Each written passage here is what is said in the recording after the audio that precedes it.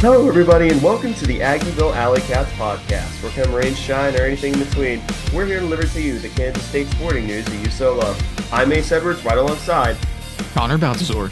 And we have a packed episode this week in the NFL draft, the new transfer commits, a few people leaving, and then, of course, the Batcats. So we have a lot to cover this week, no real time to waste. So let's just dive straight ahead into the NFL draft recap in Kansas City. Connor and I were in attendance for the first day, and we'll just sort of go through. Well, first off, we'll talk about, how about we talk about our experiences at the draft? Because we showed up at 1:30 after eating 54th Street. Awesome restaurant, not sponsored. I wish. Uh, but I had an absolute blast. Other than almost us being quite literally centrally located in what could have turned into an altercation.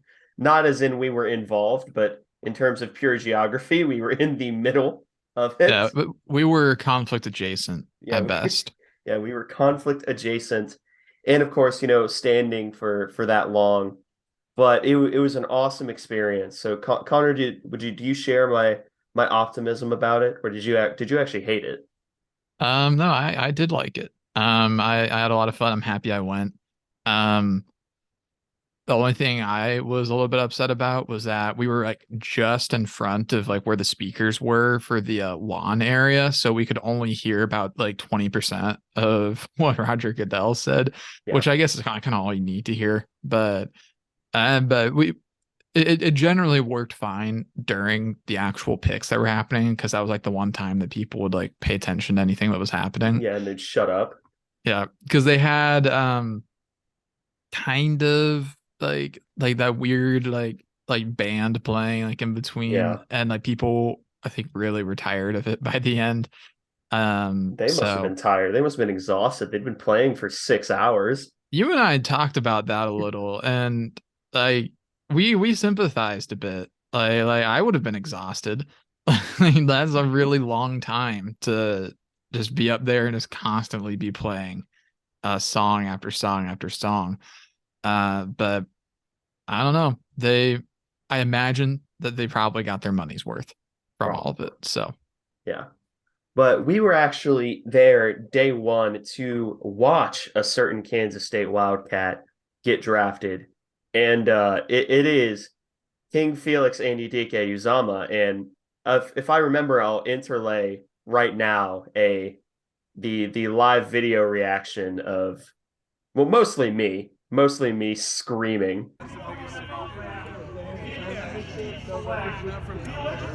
Yes! Yes! Yes! Yes! Yes!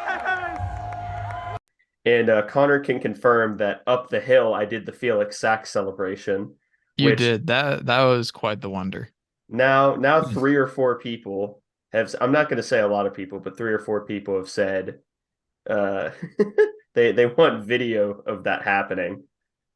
I did not have video of that. I was living in the moment. So you saw it happen like 5 or 6 times though. So I did. I should have adapted by the end, but I was just too happy about Felix getting drafted. By the way, I'm kind of, well, it is related.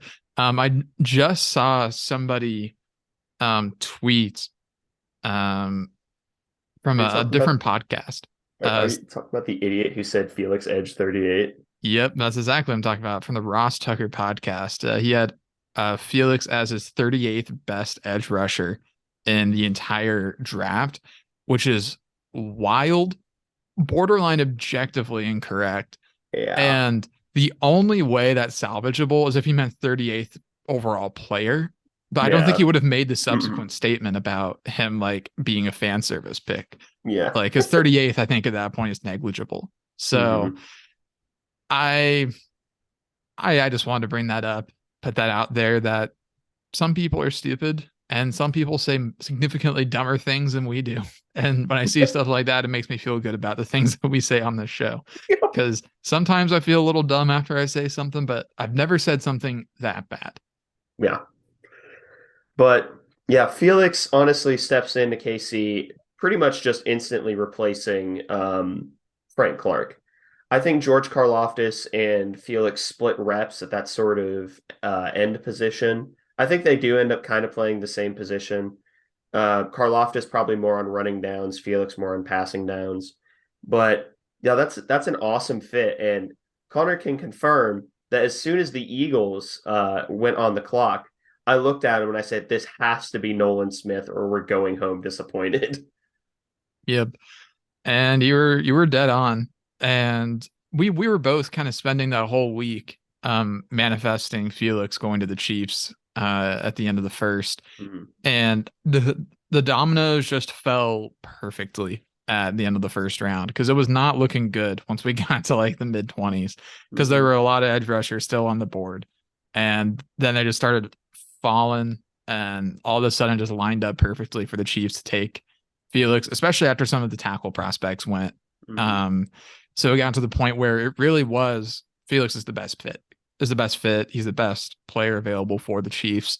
Like easy story to run with. Everyone's gonna love him. Like that's a match made in heaven right there for a first round pick when your city's hosting. So Yeah. became a no brainer, but still had to wait until the very, very end to see Felix get drafted, which it was a really great finale, but You and I were uh dead to the yeah, world after that.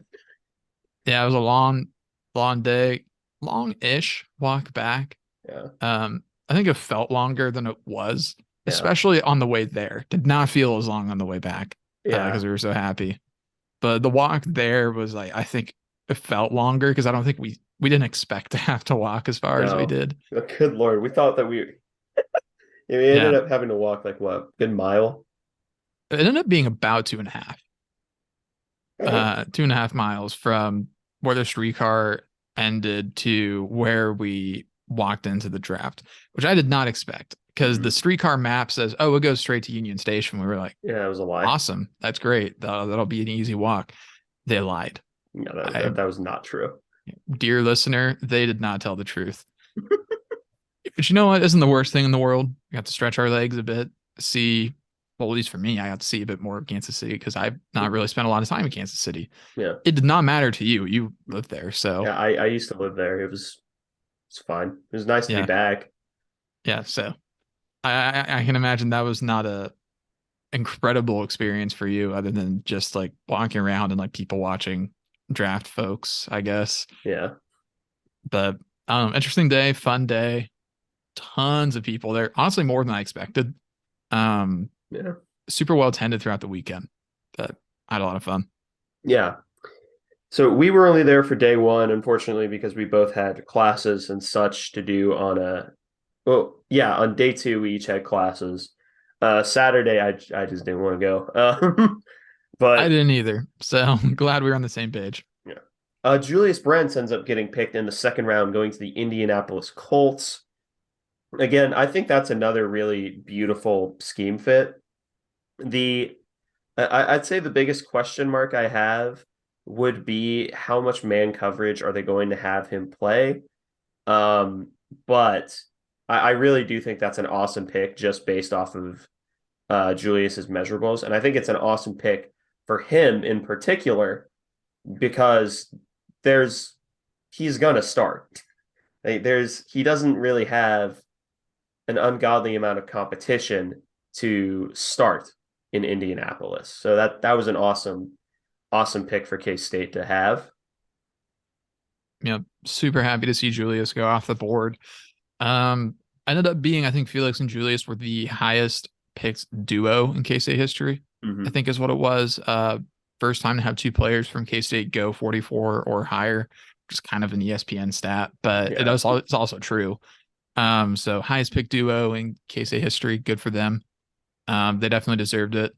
Was kind of holding out hope for Julius to go out to go in round one, but I think day two was kind of his fit the whole time. Yeah. Um, but he did jump. He took a massive jump in uh in a draft rating just from his testing and the Senior Bowl and the pre-draft stuff.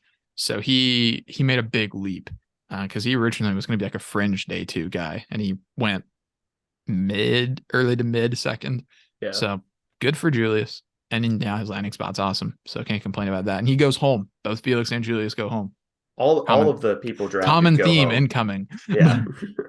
And then probably the biggest surprise for me, at least, was Josh Hayes in the sixth to Tampa Bay.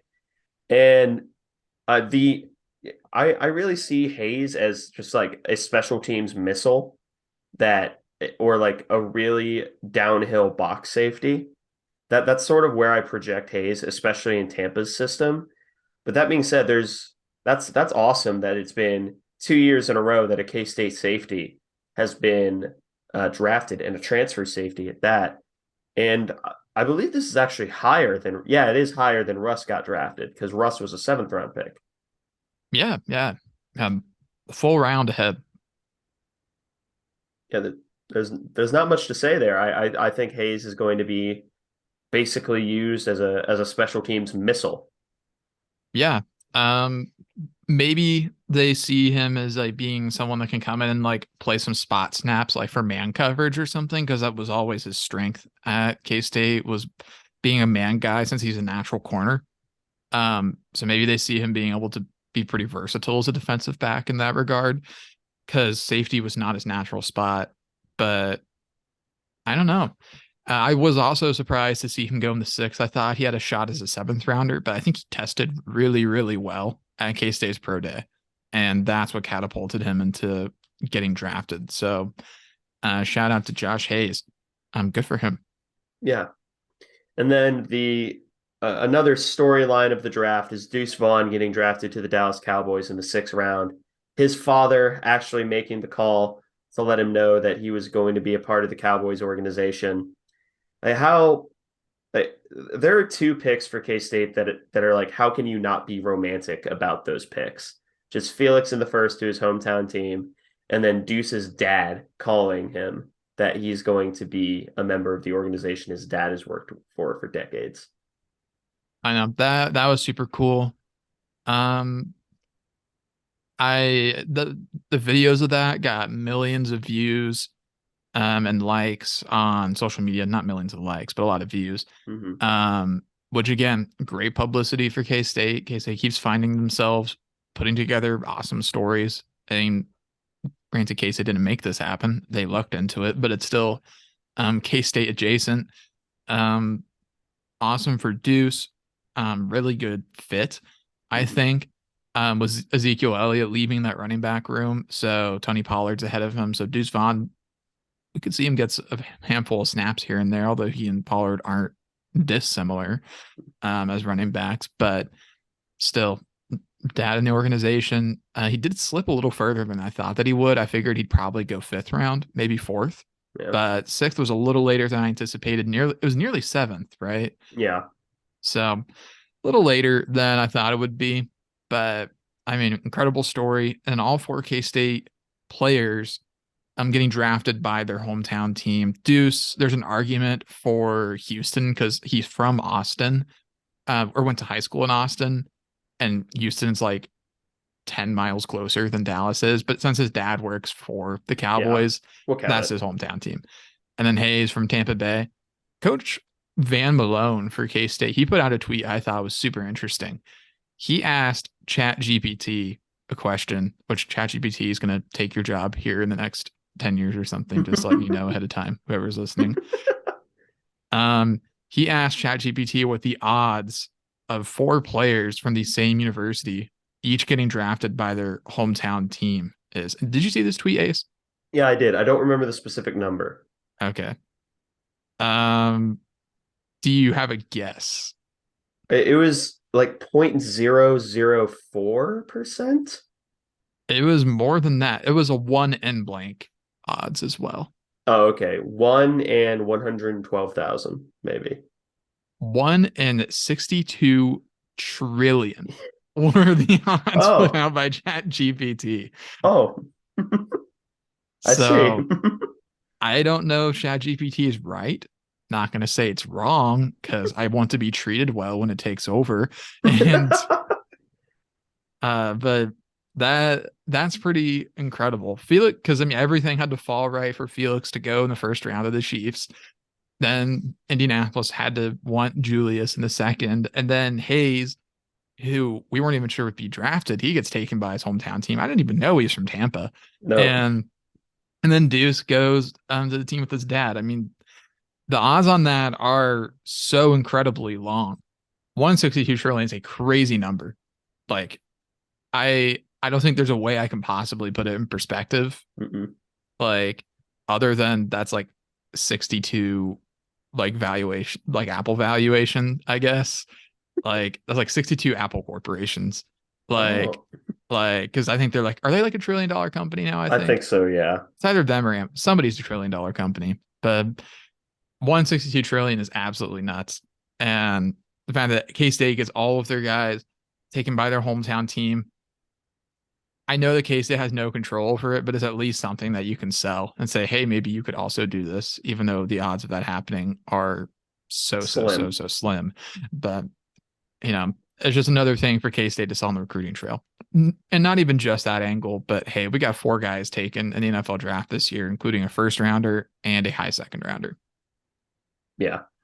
We'll sort of speed through the UDFAs here. Malik Knowles to the Vikings, Cade Warner to Tampa Bay, Echo and Sammy Wheeler both got invited to mini camps. Echo at KC, that's a mystery to me how he didn't get drafted. Sammy Wheeler to Chicago. Adrian Martinez, another surprise. He's a UDFA pickup going to Detroit. And then, of course, Legatron is a UDFA to Philadelphia. So Yeah. well, we can't really, unless we want this episode to be like an hour and 40 minutes long. Why don't we each pick one guy to sort of talk about that we think is either interesting or love the fit, and I'll let you go first. I'm going to roll Sammy Wheeler here. And the reason I'm picking Sammy Wheeler is not even like related to fit or team at all. It's position. Hmm. And it's because I saw somebody tweet that he is working out as a long snapper He is. for Chicago. And I thought that was really interesting out of left field because that's now his third position since high school because he came to K State as a quarterback all the way back in 2017.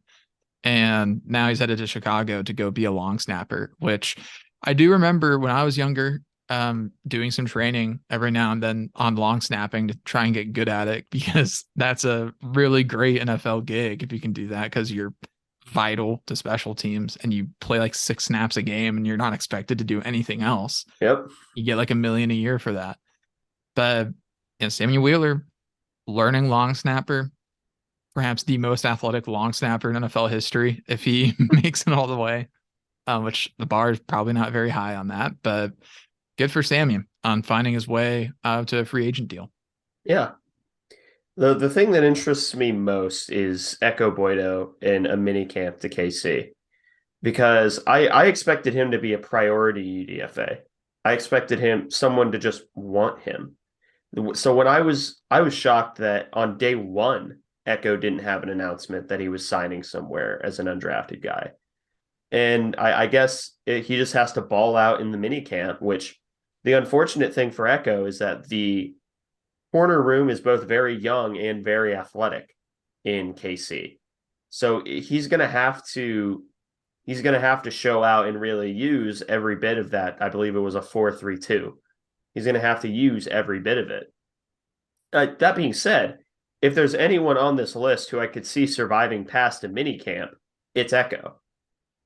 And Malik to Minnesota. I know I said only one. I don't like that fit at all. Actually, I don't think Minnesota is going to use him properly. So that's not a great fit. But this is a pretty good haul for K State. 4 people drafted, and then you have a bunch of people getting undrafted chances, including a few guys that'll probably end up making the final roster. But yeah, that was a monster weekend for K State, both in terms of fan base pride for each of these individual players who get the opportunity to live out their dream, and also for cynically K-State recruiting as well, because you can sell, hey, we put guys in the NFL, we have a first rounder, we had a second rounder, so come to K-State, develop, live out your dream. Exactly right. Totally agree. Um, and I do really think that fit with Echo is interesting. I think his path to victory to making the roster is probably special teams. Yeah. Because he was such a good gunner. So he could see something there. But I won't talk about it too much because we got a lot of stuff to cover. Yeah.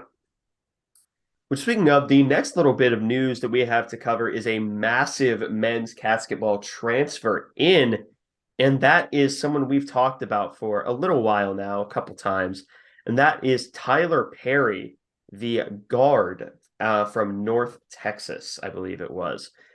Former Coffeyville Red Raven, I believe it is, or is it just Raven? I think it's Red Ravens because I think I saw someone talk about that today. I'm 95% sure it's Red Ravens. Yeah, a former JUCO like national player, like nationally ranked, as well as I believe played on the national scale at the JUCO level. And I believe he was ranked the number 2 player left in the transfer portal behind Hunter Dickinson, who just released one of the strangest commitment videos I've ever seen committing to KU. Like I've that not seen it. that it's weird. It's really weird. And like this isn't even a rent-free comment because first off, rent-free is a dumb argument, and anyone who uses it has the IQ of a salted peanut. But it I didn't even know who he was committing to. I watched the video. I straight up had no idea it was a commitment video. I thought it was like a joke video he did for a class. For what's worth, I do think you're underestimating the intelligence of salted peanuts. Anyway, Tyler Perry. What No, do you I'm have on a him? huge fan of Tyler Perry. Anybody that's seen his film loves Tyler Perry. So I'm not creating any new or particularly unheard of analysis here, but he was a 4-star transfer from 24/7 and from On3. The Athletic had him as the number 2 transfer. CBS Sports had him as number 12. Pretty much a consensus top 20 transfer. The big thing that I'm really interested in, and this is all credit to Cole Manbeck for putting together this list. Tyler Perry had a offensive rating this season of 125. That's good, by the way. To have a offensive rating above like I think it's like 100 to 105, like that's like pretty good. Once you get above 110, you're looking at really good. 115 is like phenomenal. Tyler Because Perry's Ace offense Smith was 117. 123. So Perry was higher than A. Smith, LJ Cryer, Jalen Cook, Aaron Estrada, all of those portal guards that we were chasing. Tyler Perry had the best offensive rating. Now, he did not average the most points per game because North Texas has the slowest paced offense in all of Division One. Out of, I think it's like 363 teams, they were dead last in pace. So they played super slow, but Tyler Perry still came out of that averaging over 17 a game, 44% from the field and 41% from 3. And he's super effective at both spot up shooting and also at shooting off of the dribble. So he can create his own shot, but also receive a shot from someone else. He's listed as a point guard. It seems like he's more of a combo guard that we're going to have him facilitate offense sometimes, but also he's probably at his best receiving the ball from someone else and then making a play. He's a playmaking guard. He'll play a little bit of point, but he's also an elite shooter, and we want him to shoot the ball as much as possible. So I am super happy with this ad, and it immediately increases K-State's ceiling for next year. Yeah, like immediately, and we still have what 2 or 3 spots to fill out. Yes, assuming KJ is gone, which at this point, who knows? I think there's like I think I've gone on record multiple times and said it's a 0% chance, but it's probably like a 15% chance. It's still not great, but it's higher than 0. Yeah. Yeah, this is another massive ad, and normally we could stretch anything to talk about it for like 5 or 10 minutes. We would genuinely run out of hyperbole for Tyler Perry and how massive a commit it is for next year. Like that single-handedly raised the ceiling of this team immensely Because what was our biggest need after having to unfortunately say goodbye to Marquise?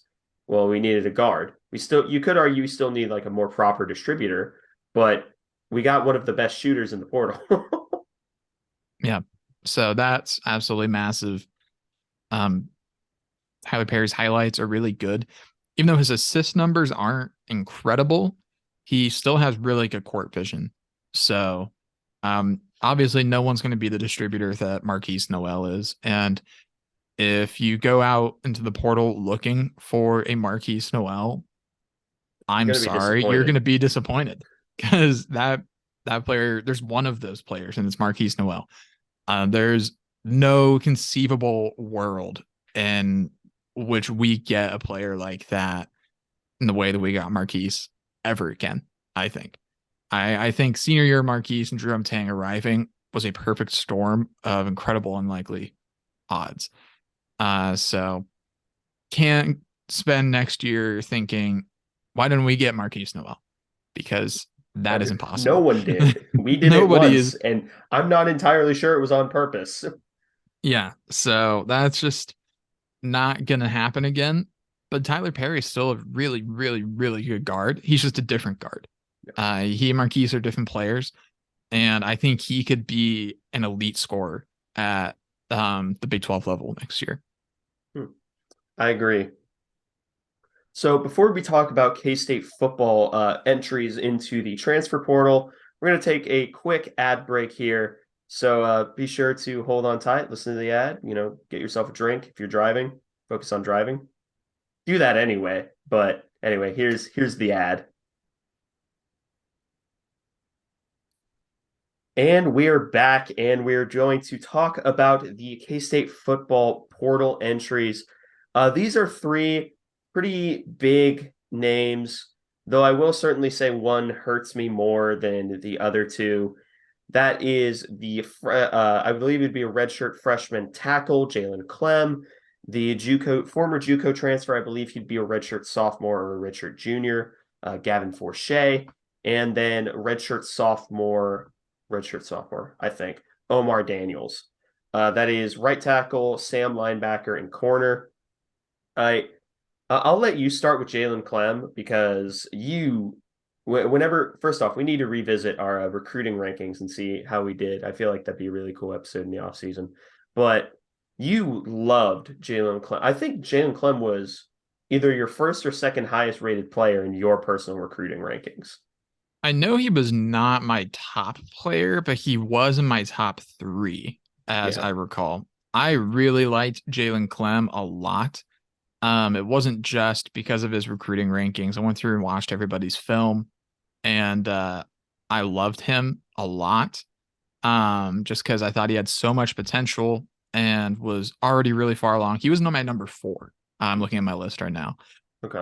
But he my biggest concern with him, I have a list of my pros and cons. My biggest con for him was about his frame. And it was that it looked like it was starting to get pretty filled in already. And I was a little worried about him being able to put on weight. That was my biggest concern with him. I don't know if that's why he's leaving. It could be. I would imagine a lot of it is because there is so much talent in the offensive line room right now. Yeah. And I think he might just be seeing that he's there can be 2 offensive tackles on the field at once. He doesn't have the body type to be a guard. So he had 2 shots at like getting on the field, and it wasn't looking good for him. And additionally, Katori Leviston, KT, and Christian Duffy both come back unexpectedly. So he didn't get that position battle shot that I think he was looking for either. So really stuck between a rock and a hard place. Was Clem. He's the first offensive lineman we've had transfer out in a long time, it feels Yeah. like, too. We've not lost many offensive linemen to the portal. So it hurts because he has a ton of talent, but I don't think it's because I don't think it's like creating this like massive hole in the offensive line room. I think that there's so much talent in that room that he just wasn't going to be able to get on the field, I think, at least in his view. I think he could have, but I also understand John Pastore's right there. Beckwith is right there. Langang, a lot of talent there. And I get it, sad, but I'm not going to lose my mind over this. Yeah. Yeah, Jalen Clem was my fourth ranked person in the class. I had John Pastore at number two. And I think I said it right. I think I said it in that episode that it may come down to, which one of these guys develops quicker. And it's not because I wanted to lose any of them. I just projected Beckwith to be a guard. And I expected both of the Pastore and Clem to try and compete for one of the few tackle spots. So yeah, I loved Clem. I loved Clem's film coming out of high school. So it sucks, but at the same time, you look at that room and it's like, okay, well, like even in a world after Christian Duffy and Katori Levison, even in a world after them, Lane Gang is still on the team. Pastore is still on the team. Devin Voss is coming in this year. Gus Hawkins is coming in next year. There is no obvious path for Jalen Clem. Like, he can be as good as he wants. I honestly believe that all of those guys are at least slightly more physically talented than him. Are they as technically sound? Pastore is and was. But Clem, he would have to have fought tooth and nail to even get his foot in the door. So it sucks, but I get it. Yeah. And that's kind of how I would describe all of these guys transferring out. Was it sucks, but I get it. And then I'll talk about my number 3 transfer, and that is Gavin Forche from our recruiting rankings. For reference, number 1 was Adrian, and number 2 was Drake. So,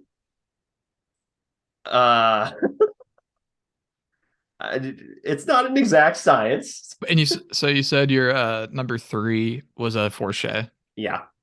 Mine was Will Honus. So 90% of the people listening to this don't even know who Will Honus is. Yep. And that's a real shame. Yeah. Could have anyone. I really liked Gavin Forche in his JUCO film. And again, this was irregardless of him getting offers from LSU, Texas, and USC. I didn't care. He was just a great Sam linebacker to me. You could argue that he wasn't exactly the greatest scheme fit, because I think he was better as a more traditional 9 edge rusher, like a more traditional Sam linebacker other than a 3-3-5 linebacker. That being said, oh man, he could have made it work. He really could have made it work with his athleticism. But again, this is another situation where, it's been made clear that Des Purnell beat him out, because if he didn't, he wouldn't be transferring. unless someone made him really angry, but I don't think that's the case. So Des Purnell probably beat out Gavin Forche for that Sam linebacker spot. That's where we had Jake Clifton playing. I still think that that's slightly out of position for him, but what do I know? But I think Clifton can play anywhere. I don't know why I said it like it's this horrible travesty that he's playing at Sam linebacker. It's not. He's good. But, Forche... Rex Van Wy's coming in as well. True. So there's a lot of competition right now in that linebacker room. It's probably the densest that room has been in terms of talent in quite some time. Yeah, especially with the revelation that was Austin Moore towards the back end. Or not even the back end, just last year. Yeah. Because, you've got Austin Moore, Daniel Green on the starting line. Then you've got Rex Van Wyn, Jake Clifton, Toby Osunsanmi, who I think is going to start seeing the field. Asa Newsome is coming in as well. Terry Kirksey. He's already on campus. There's a ton of talent in there. Colin Dunn, he's on campus. He's a freshman. So there's a lot of guys in that room. And Forche was in there too. He played last year and was still kind of a work in progress, but had a lot of promise. So I will miss Forche. Yeah. And then Omar Daniels. This is no offense to Omar Daniels. This is probably the one that hurts the least. Um, because well, okay, I'm not gonna say that these are like nobody losses. None of them are. These are all like I know who these people are, and I'm kind of sad that they're gone. And none of these are catastrophic. And Omar Daniels, the if you forgot who Omar Daniels was, go back and watch the Oklahoma game where his one rep that I remember is him getting toasted by Marvin Mims. And unfortunately, that is his main contribution to the memory of this last season was him getting dusted by Marvin Mims. Yeah, I just watched those highlights yesterday. I think I sent them to you, or I was either that or Oklahoma State. You sent me Oklahoma State. But I watched those highlights right after, and I was like, wow, I forgot that Omar Daniels really had a really bad game um, against Oklahoma. But there's again, cornerback, a lot of talent in this room. Jordan Wright redshirted last year. We only saw him in like one game, I think, or maybe not even at all. Keenan Garber, he actually looked kind of good at corner after playing the position for 2 weeks. Darrell Jones, he's been all over K-State social media as of late because he is super, super athlete. fast. Yeah. He jumps really high. He runs really fast. So a lot to like with Darrell Jones. It's looking more and more likely that he finds his way onto the field. Justice Clemens still exists. Will be coming back from injury, hopefully. Will Lee, he came in and he's gonna battle for a starting spot. Jacob Parrish, he was awesome last year as a true freshman. He's gonna battle for a starting spot. I mean, Jacob Parrish. Also, I was looking at this recruiting list. He ran a 10.37 100-meter dash. This is kind of a side tangent. Blake Barnett, our quarterback commit for last year, just ran a 10.76. Yep. So just putting that out there, and you can make of that what you will. Actual alien playing quarterback. Yeah, and Jacob Parrish is 5'11", 165. Blake Barnett is like 6'2", like 200 pounds. So just thought I would put that out there as an interesting thing that I picked up on. Yeah. That's it. Yeah. All those are the last portal entries we'll probably see for K-State football. There's no real massive buzz about who the portal targets we are going to bring in. I would imagine probably safety. Probably just safeties, honestly. I think that we can expect, I'd be more comfortable saying that there's a corner coming in, I think. The reason for that is because we have Kobe Savage coming back and he's ahead of schedule on his rehab, allegedly. Then we've got VJ Payne, he's back. Marquise Seigel from North Dakota State, he's transferring in and is likely going to play immediately. Jordan Perry, really liked Jordan Perry of high school. Wesley Fair's already on campus and getting big. But the freshman I'm really looking at is Cam Salas. He's 6'1", he's already over 200 pounds. He might play this year. I think that he could do a lot. Nikendre Steiger as well, redshirt junior. He played a lot last year while somehow maintaining his redshirt. I don't know how he managed that. And Cam Salas could be a name to watch out for. I'm really starting to get into like preview for next season because I'm getting excited for it. So I'm going to not spend too much time doing that because it's very fun. I'm really looking forward to the preview, especially because we didn't do a recap of last year. You see, I was waiting for someone on this show, whether it be you or me, to mention that we never did that episode and just subtly announcing that it's never happening. So it's never happening. The only way that's happening is like a 5-minute recap leading into the preview because everyone knows what happened last season already. So yeah, there's not much to say. No. Yeah, that is the portal exits for K-State. So obviously wish them all the best. So now we can talk about the Batcats and the massive series they picked up against number 14 in the country, Texas Tech, and also another game that but it was a 2-1 series victory for K-State. So 3-2 on the first day, 2-5 L on the second day, then a 10-8 comeback victory in a roller coaster of a game that I kind of didn't want to be on. It was a very violent roller coaster of a game, 10-8 victory. But to just this is one of those times where again we had a lot to talk about, so we'll talk about the series more generally. Tyson Neighbors registers a win and then a save in the series. Uh, we'll just start from the top. The first game was a pretty solid game for K-State. It was another comeback victory actually. Uh, Owen Borima looked good because he's Owen Borima at this point. He's that's just his destiny to look good. Um, Ty Rule came in, played pretty well. He tends to play really well against Texas Tech for some reason. Like if you put him in a high leverage situation against Texas Tech and he hasn't inherited runners, that's the caveat. That it's pretty good.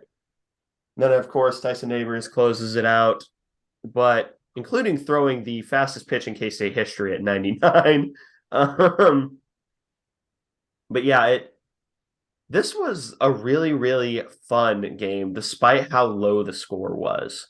Roberto Pena played the hero. He actually gets all three RBIs from a homer, then a sac fly. But the first theme that you'll begin to notice here is that the top of the lineup didn't play too well. Brendan Jones goes 0 for. Cash usually only gets 1 for 4. Brady Day goes 1 for 4 and doesn't draw a walk, which that's like the Very sign rare. of the end times. Very rare from Brady Day. Yeah, it's the sign of the end times. But what did you think more generally about the first game here? Really low scoring.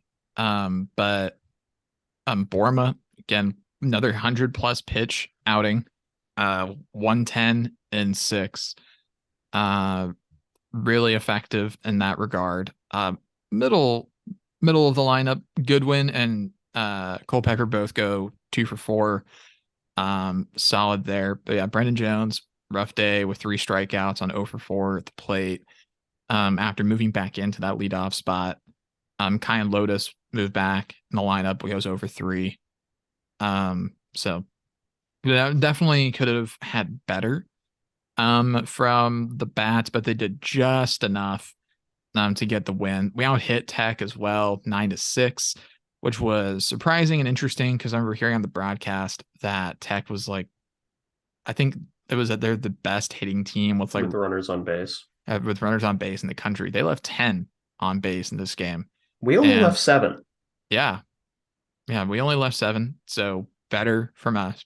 Roberto Pena has a really nice day as well, but yeah, I was pleased. Anytime you get a win over a top 25 team at home, that's good. So I was very happy with that. Yeah, I agree. First game was good. Second game, we were actually both in attendance at. This it wasn't great. In fact, I think the only runs the K-State scored were unearned. Yeah, that's true because it was 5-2. So this one wasn't great. Herman Fajardo, he doesn't have as bad a day as you would think for the stat line. He does give up 5, but that's not horrid. Like you take that against number 14 in the country. Then Kyler Haney comes in, pitches 3 innings. He does really well, only giving up 1 hit, 3 strikeouts. Cole Weisenbaker comes in, gets 1 out, refuses to elaborate, and then leaves because that was the end of the game. But this one was disappointing. And the only stat that you need to really hear to know why it's disappointing is 12 left on base. And also 0 for 5. Yikes. 2 0 for 5s, actually. That is tough. And then as well, an 0 for 4. Pena goes 0 for 4. Brendan Jones 0 for 5. Nick Goodwin 0 for 5. Nick Goodwin 0 for 5 with 4 strikeouts. That is not the day that you need from one of your team leaders. So that was really frustrating. But yeah, picked the worst game of the series to attend. Of course I Yep. did. But all in all, it was a nice day at least.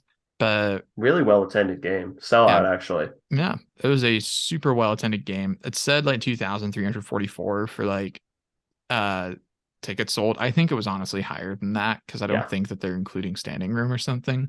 Because every time they have a sellout, they just list like the max number of seats that are in the stadium, but they don't really include the standing room, it seems. So yeah, it was a unfortunate loss. 14 strikeouts as a team. And this one's suboptimal, I would Gross. say. Brady Day is the only Wildcat to go without a strikeout in this game. He went 2 for 4 and drew a walk. So Kalen Culpepper also got hit by a pitch yet again in this game. Um, I He's either tied for the team lead or has the team lead, and he missed a month. yeah, that just isn't okay. He's not I crowding the plate. yeah, He's not crowding the plate. he just keeps mysteriously getting hit. Weird, right? But anyway, um, yeah, this was not the best game. That Tech starter goes for 9 strikeouts and this 1 and 0 walks. Not great. Um, and we just could not get the bats going, even though we had a few opportunities to do so.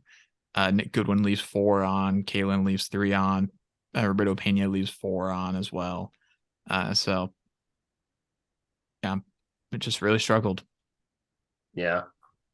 Last game is very, very awesome to talk about because this was a 8-10 victory where honestly things didn't look too great because it was a high pressure situation, I believe, with 2 outs.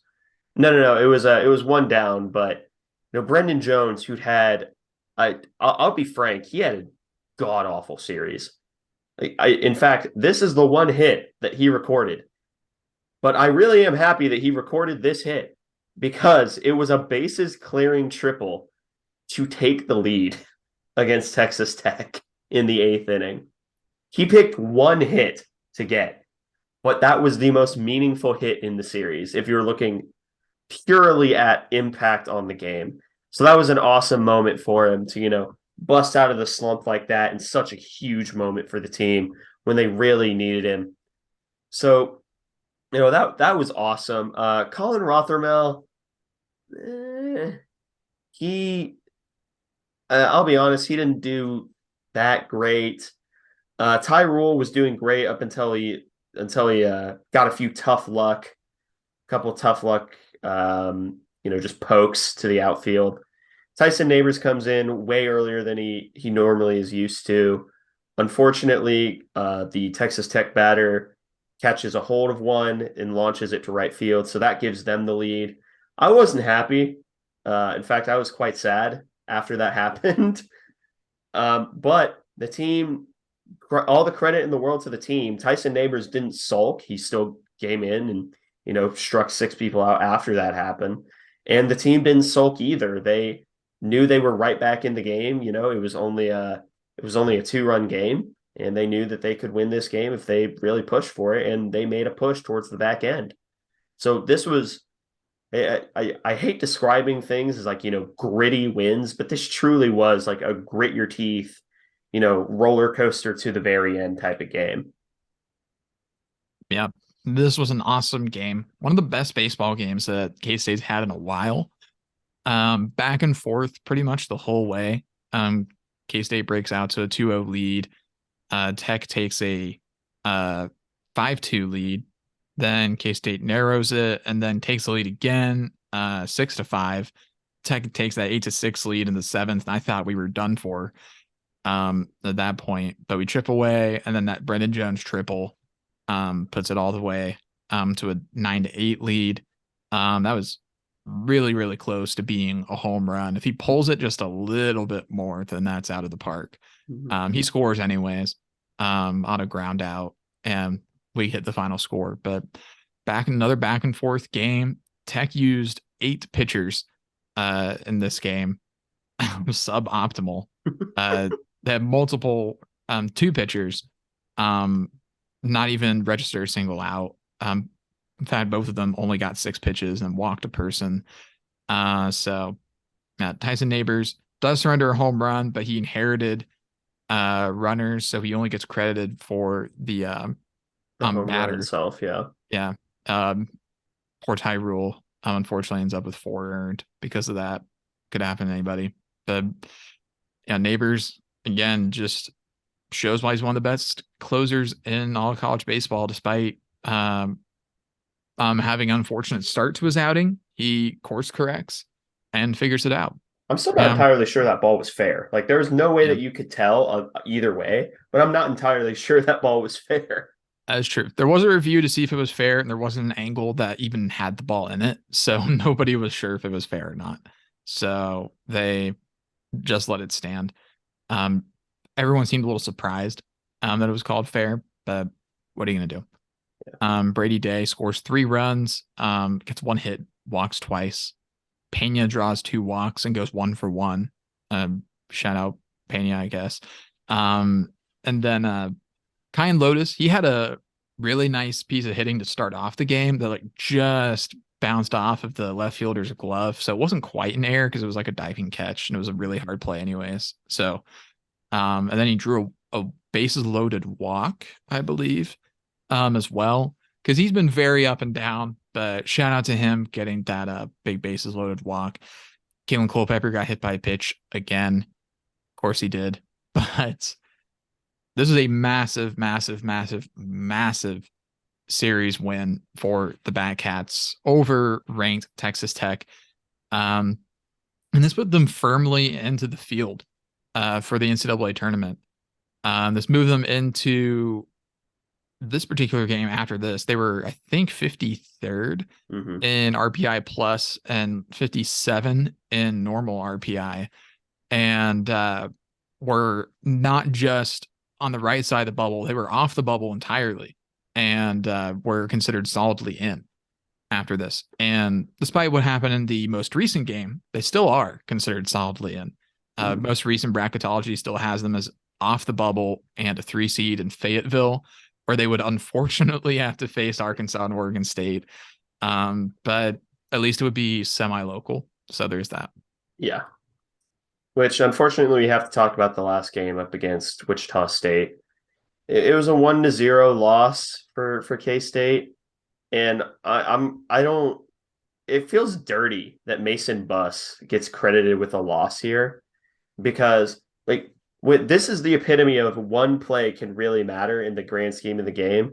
Because first off, let me preface this by saying Brady Day has been excellent defensively all year. He really has. He's been an awesome defensive second baseman. This is unfortunately the one mistake that he's had this entire year, or like the one really bad one he's had all year, where an inning line out is fired directly into him while he's playing the shift. And he is quite literally, his glove is on a touch too loose, and the line drive shakes the ball out of his glove and extends the inning. That really sucks, and I have a feeling that Brady Day knows it sucks and probably was beating himself up a little bit. A piece of advice, keep your head up. It's one game, and like other than us mentioning it on the show, no one's really going to remember a weekday loss up against Wichita State, except for Wichita State fans. So I don't, it sucks, but I feel like the real story is like, you can give up 1 run. That's fine. Who cares? You need to score. Yeah.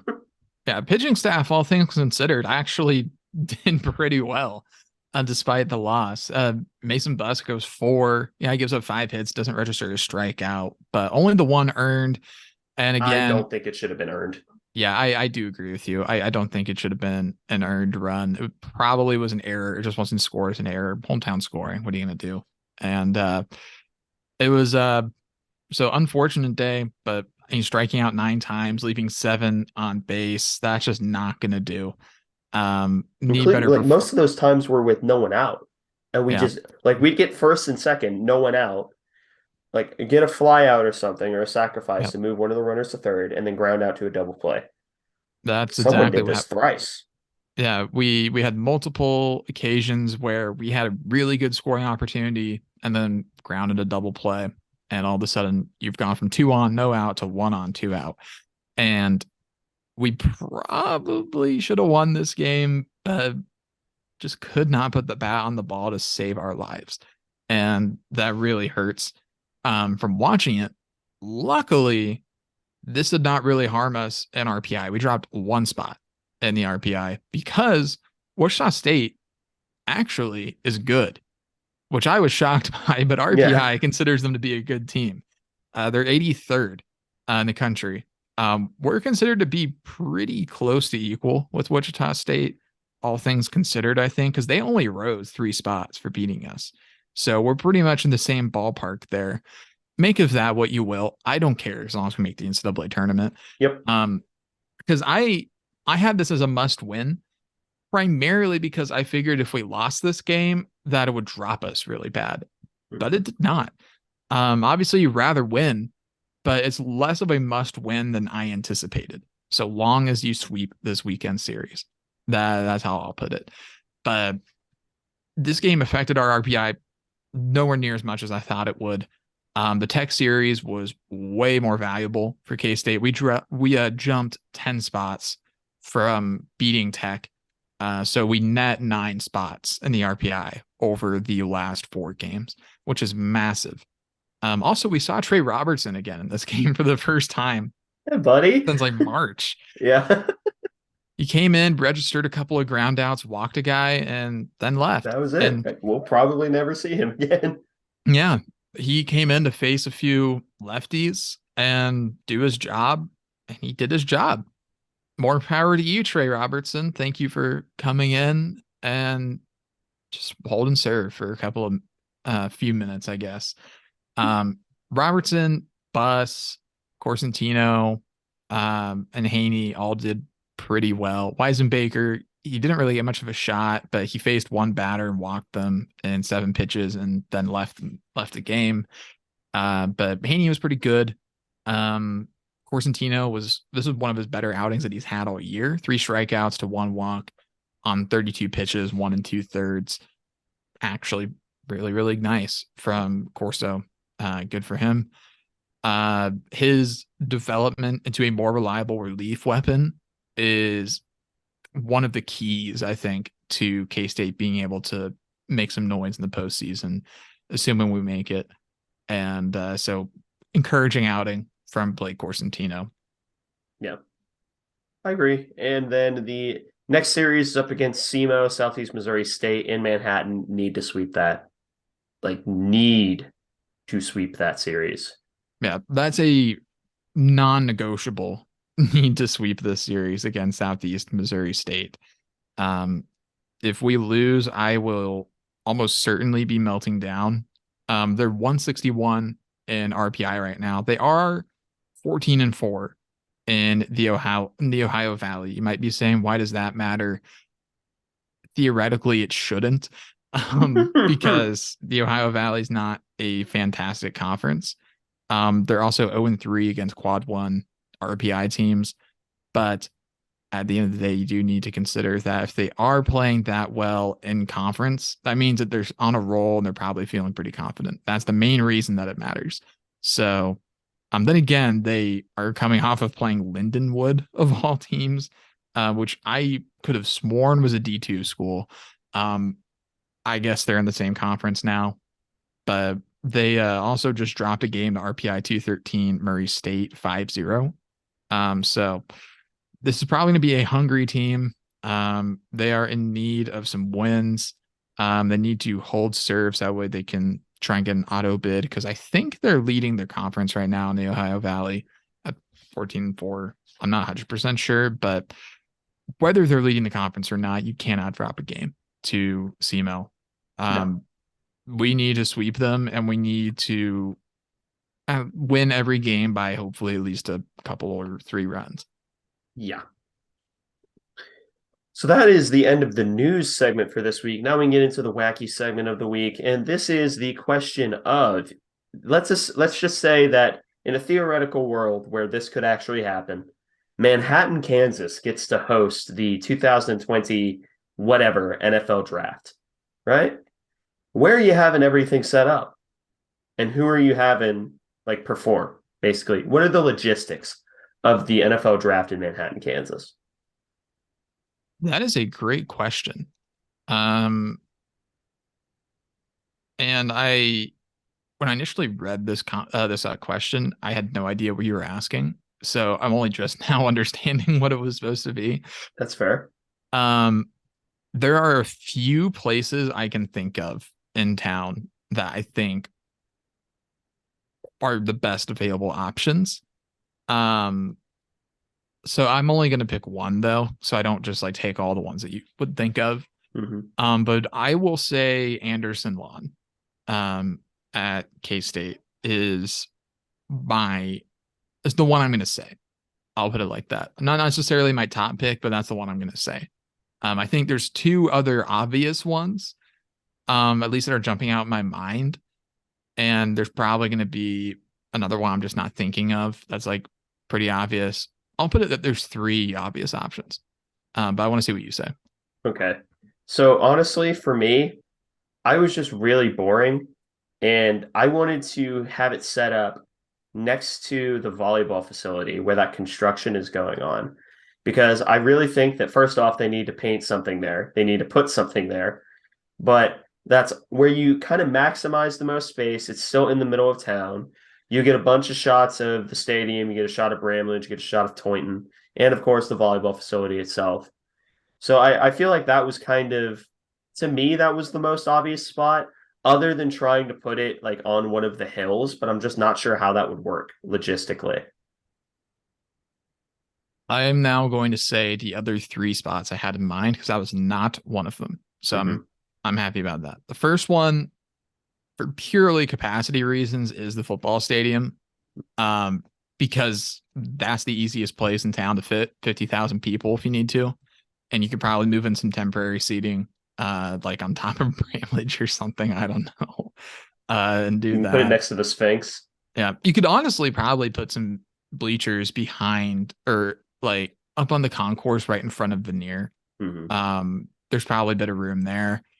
Um, Additionally, on Borough and Aggieville, you could not fit a lot of people, but it would be really fun. Yeah. And then additionally on points by downtown, and kind of have like that draft stage, in that like little courtyard area right by the entrance to the mall. So there's a handful of options. Um, Back to your point on the volleyball facility though, they absolutely need to spruce that place up.